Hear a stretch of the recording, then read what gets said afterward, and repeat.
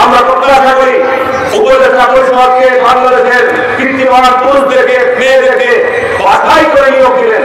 তারাকে নিয়োগ দিচ্ছেন যারা বিগত সময়ে গিয়ে ভূমিকা অবতীর্ণ ছিল, যারা বিগত সময়ে আওয়ামী লীগের দোষর ছিল, তারাকে নিয়োগ দিচ্ছেন। এই জন্যই কিন্তু জনগণের মধ্যে অসন্তোষ বৃদ্ধি পাচ্ছে। আজকে যদি আমরা জাতীয়তাবাদী শক্তি বিএনপি যদি সমর্থন পেয়ে নেই, ভালোর জায়গা আপনাদের থাকবে না। ওয়ালটনের পণ্য কিনে জিতে নিতে পারেন নগদ 20 লক্ষ টাকা। Double million offer, Walton fridge কিনে পেতে পারেন 20 লক্ষ টাকা। রয়েছে কোটি কোটি টাকার নিশ্চিত উপহার। আমরা এই বর্তমান উপদেষ্টা পরিষদকে এই সরকারকে সমর্থন দিয়েছি। এই সরকারের ব্যর্থ হওয়া যাবে না, এই সরকারকে সফল যেমন হতে হবে, কিন্তু সরকারের উদ্দেশ্যকে পরিষ্কার করতে হবে। আমাদের কাছে সন্দেহ হচ্ছে সরকারকে অন্য কোনো এজেন্ডা নিয়ে পথ হাঁটছে, সরকারকে অন্য কোনো উদ্দেশ্য নিয়ে পথ চলছে। যদি অন্য কোনো উদ্দেশ্য পথ চলতে চান, এদেশে জাতীয়তাবাদী শক্তি মেনে নেবে না, মেনে নেবে না, মেনে নেবে না।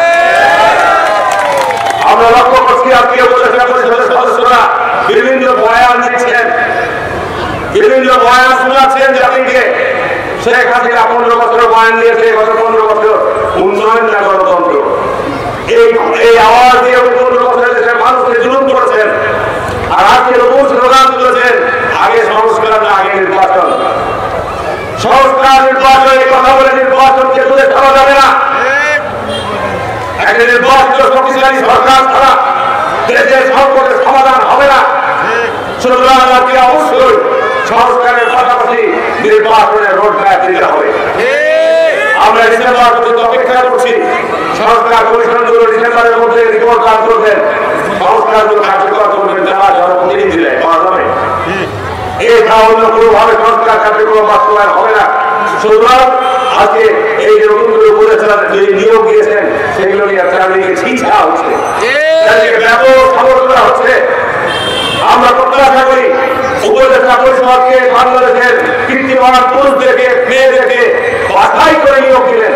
তারাকে নিয়োগ দিচ্ছেন যারা বিগত সময়ে গিয়ে ভূমিকা অবতীর্ণ ছিল, যারা বিগত সময়ে আওয়ামী লীগের দোষর ছিল, তারাকে নিয়োগ দিচ্ছেন। এই জন্যই কিন্তু জনগণের মধ্যে অসন্তোষ বৃদ্ধি পাচ্ছে। আজকে যদি আমরা জাতীয়তাবাদী শক্তি বিএনপি যদি সমর্থন পেয়ে নেই, ভালোর জায়গা আপনাদের থাকবে না। এটা বের করছি।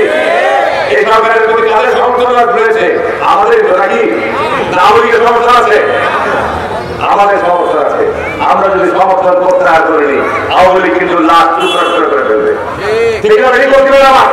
সুতরাং আজকে পরিষ্কার স্পষ্ট করে বলবো যে আজকে এই সমস্ত আপনার বয়ান না শুনিয়ে সুনির্দিষ্ট রক্ত জনগণকে আশ্বস্ত করে যে আগামী জানুয়ারিতে, আগামী ফেব্রুয়ারিতে, আগামী মার্চে, আগামী এপ্রিলে জাতীয় নির্বাচন আয়োজন করা হবে। এই ঘোষণা আপনি দেন, এই ঘোষণা আপনাদের দিতে হবে। এছাড়া জনগণকে আপনি কিন্তু পরবর্তী রাজ্যে দ্রব্যমূল্যের দাম হু করে বাড়ছে, মানুষ বেকার, মানুষের কর্মসংস্থান নাই, চাকরি নাই। সুতরাং এই বড় সংকট থেকে আপনি উত্তরণ করতে গেলে রাজনৈতিক শক্তির ক্ষমতা আসতে হবে। আর যদি ওই ইসলামের মতো 9 বছর ক্ষমতায় থেকে বিএনপিকে ক্ষমতা আসতে দিব না, আবার শেখ হাসিনা 15 বছর ক্ষমতায় থেকে বিএনপিকে ক্ষমতা আসতে দিব না, এই যদি চক্রান্ত হয়, এই যে দেখেন আজকে আমার মিটিং, আজকে এইখানে হাজার হাজার লোক উপস্থিত হয়েছে। তার একটা বাংলাদেশে আছে, এইখানে মিটিং করে ওই মাঠে দেখা হবে লোকের। সুতরাং আমরা চাই দেশকে সামনের দিকে এগিয়ে নিয়ে যেতে।